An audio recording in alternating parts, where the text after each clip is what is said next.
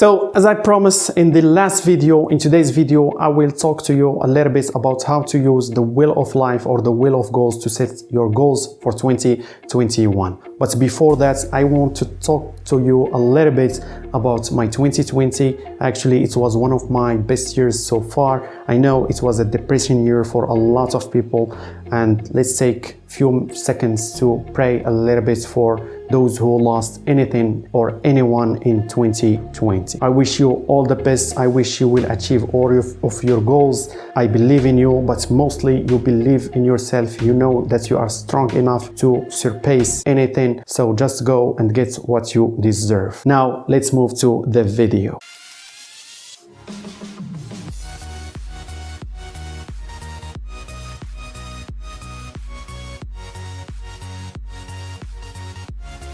Hello everyone, my name is Joe. Welcome to this YouTube channel, Joe Becoming a Millionaire, in which I share my journey with you to become financially free. If you are interested in topics such as money, mindset, success, books, don't forget to subscribe. If you like this video, don't forget also to smash the button below, and if you find it interesting, please share it with someone. As I said in the beginning, in today's video, I want to talk to you a little bit about the wheel of goals.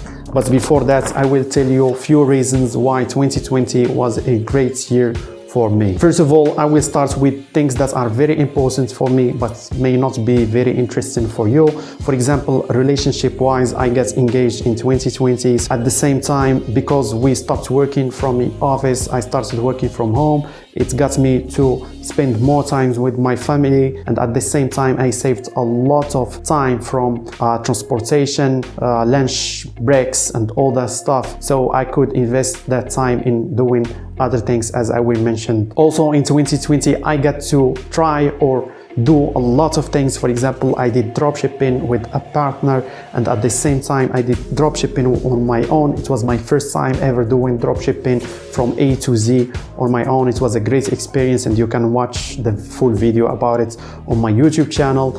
I also created an agency with a friend, but right now we stopped, we set apart actually, and everyone is going his own way. But it's cool, it was a great experience. I learned a lot of things. I learned marketing. As I said, I got to invest a lot of time in doing other things. One of those things was to read or to learn new things, which was for me marketing, copywriting, and doing ads to get clients on Facebook, Pinterest, Twitter. So now for the major reason why 2020 was great for me, it's actually because I'm healthy, I'm good.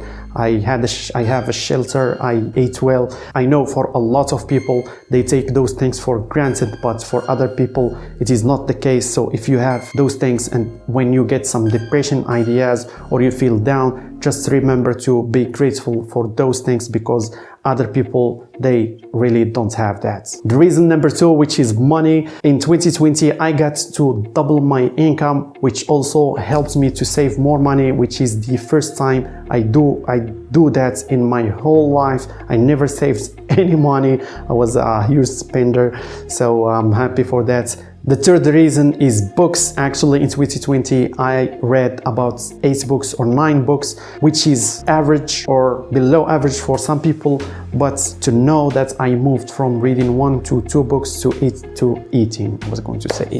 reading 8 books, that is something great for me. But now let's move to the meat and potatoes of this video, which is the wheel of goal or the wheel of life. So this is it. This is the wheel of life. It is actually a wheel or a circle which is separated to 8 aspects or 8 parts of life. So there is spirituality and religion, there is health and fitness, there is relationship and communication, feelings and emotions, money, job and career, time and environment. The first thing you should do before starting to get to write your goals here is to give yourself a grade from 1 to 10 on every aspect here. I'm going to tell you my notes or my grades, and don't lie to yourself. Be honest with yourself and write the truth on your wheel of gold.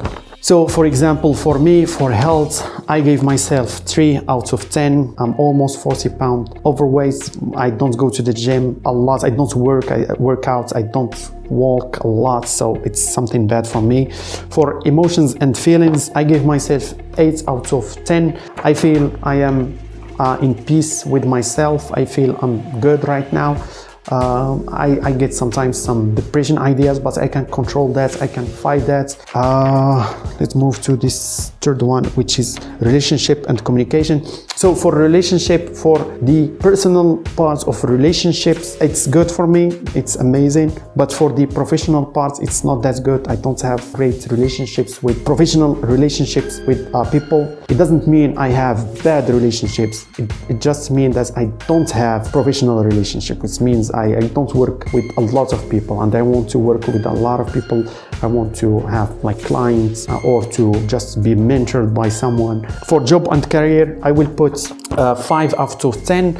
It's because I am thankful, I am happy with what I have, but I'm not satisfied. I want more. For money, it's the same thing, 5 out of 10. For time, this one is one of the worst for me, which is time. I give myself 3 out of 10 because my time management is very bad. For environment, I have a good environment. My family, I mean my office, which is my room, everything is good right now, so I give myself 8 of 10.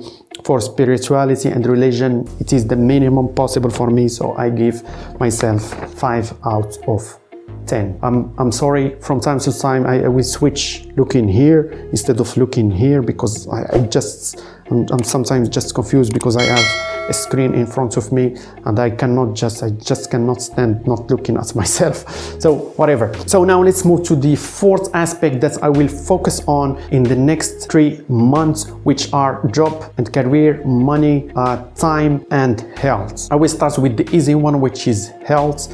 For health, I have 3 goals, which are to go to the gym 3 times a week. The second one is to walk at least 30 minutes every day. And the third one is to have a maximum of 2 cheat meals a week. As you can see, I'm using here performance goals, not results-based goals. I could, for example, put, which I used to this mistake I used to make it before. For example, I could say that I want to lose 40 pounds or I want to be at 15 maximum percentage of body fat.